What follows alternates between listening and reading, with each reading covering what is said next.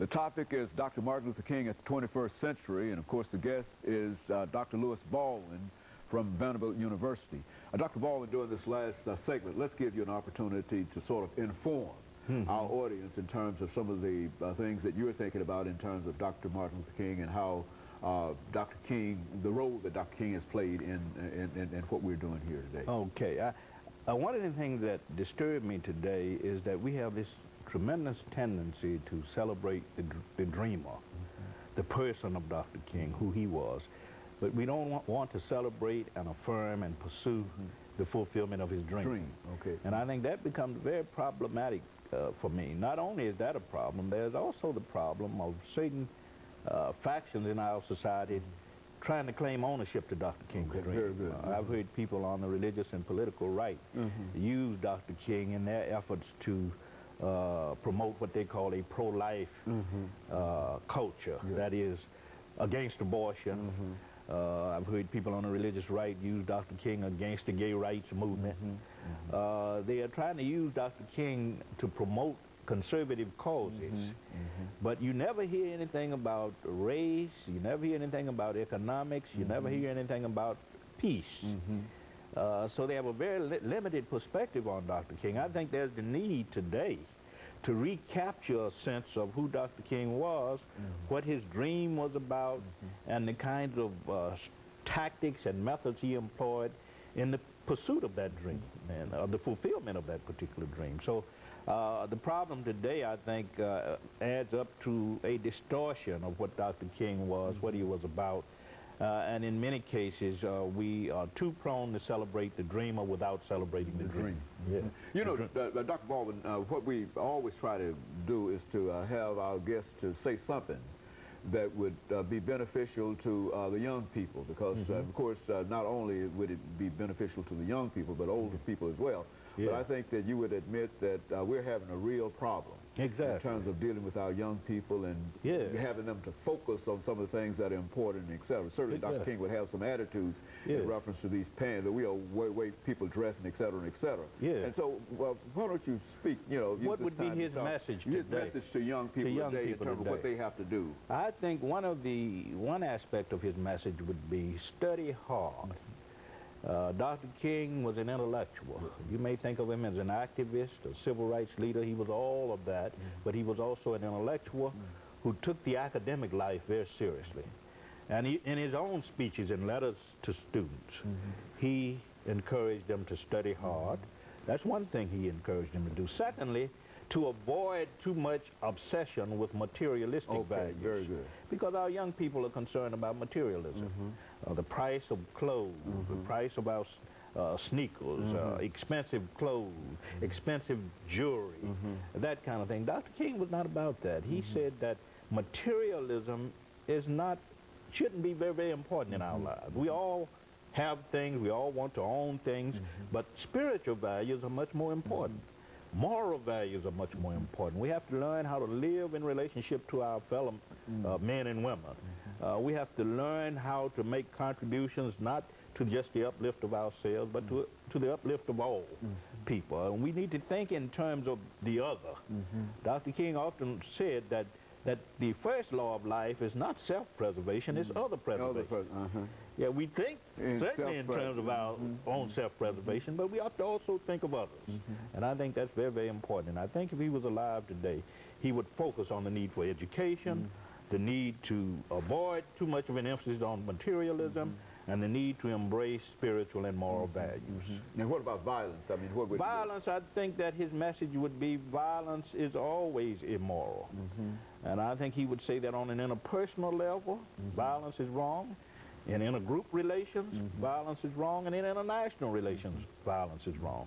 You can't create a culture of life and a culture of peace through violence and human destruction. I think that would be his message. You know, Dr. Baldwin, Dr. King has had such a tremendous impact upon not only our generation, but upon other generations. And I think what you're indicating now is that that impact will probably continue on into the 21st century, primarily because there's something that Dr. King stood for. Is that what we're saying? Yes, yes. We're saying that there is a certain timelessness about his teachings and about the kinds of issues he raised.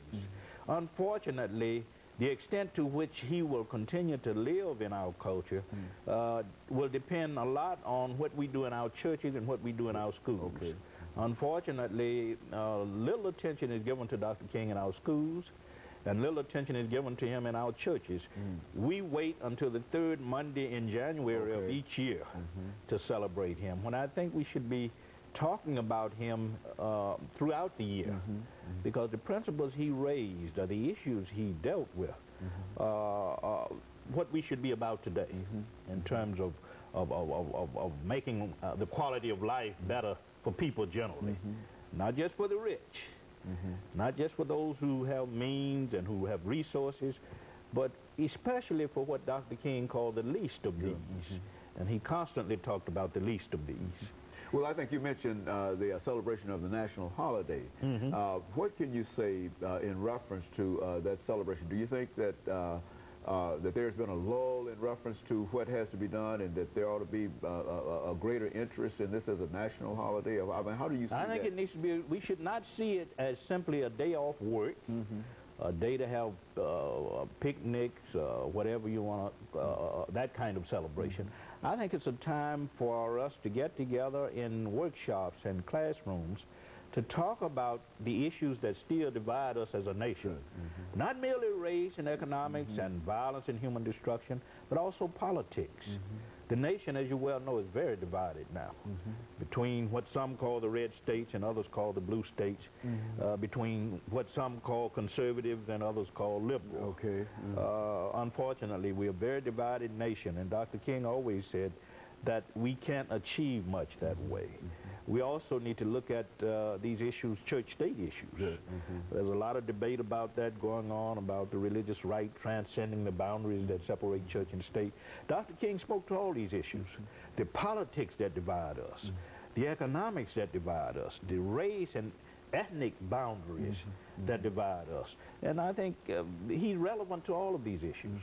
So I think instead of holding parades and picnics and just having days off work, we need to devote that day to some type of service to other people, or learning about Dr. King, or learning about how we can address the problems that are part of his unfinished crusade, because his crusade is still unfinished.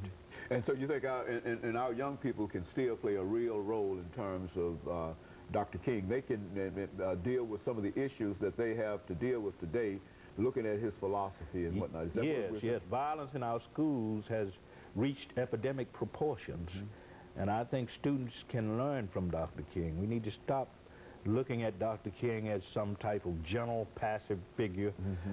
He was a radical. Who had a dream, as he said, and I think that's what most people believe. Yeah, he was a radical. He was a revolutionary for his times, and he's revolutionary for these times, because he was trying to show us a better and a different way of how to relate, how to say no to violence, how to say no to economic injustice, how to say no to racial injustice, how to say no to religious bigotry and intolerance, all of these problems.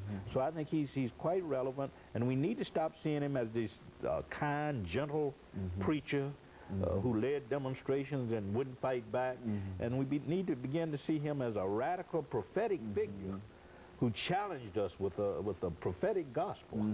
And I think we put him in the proper perspective when we do that. But would it be correct to say, Dr. Baldwin, over the last minute that we have, that he was really assassinated, killed, because of his dream rather than anything else? Exactly. That what he saw as the possibilities of what could happen, people believe that he ought to be killed because of that. Yeah, because he was a threat. Had he been this kind, gentle, harmless figure that a lot of us like to project, then there would have been no need for him to be assassinated. He was assassinated because he was talking about a radical change, or radical changes in the society. And I think we need to understand that. Well, Dr. Baldwin, we've got about 40 seconds before we end this show for today. And I just want to thank you for bringing by that excellent information, and in a real sense, updated information in reference to what we've been dealing with on Dr. Martin Luther King. Because Appreciate it. he still, as far as we're concerned, he still is one of those great figures of our century. He was great in the 20th century, and he will be undoubtedly great in the 21st century. And I would imagine that like Lincoln and Roosevelt and other individuals who will have a tremendous impact upon our society, he will always have that impact. Yes. And let me thank you, and let me encourage our audience to tune in again next week for another informative edition of Comments. Thank you, and good morning.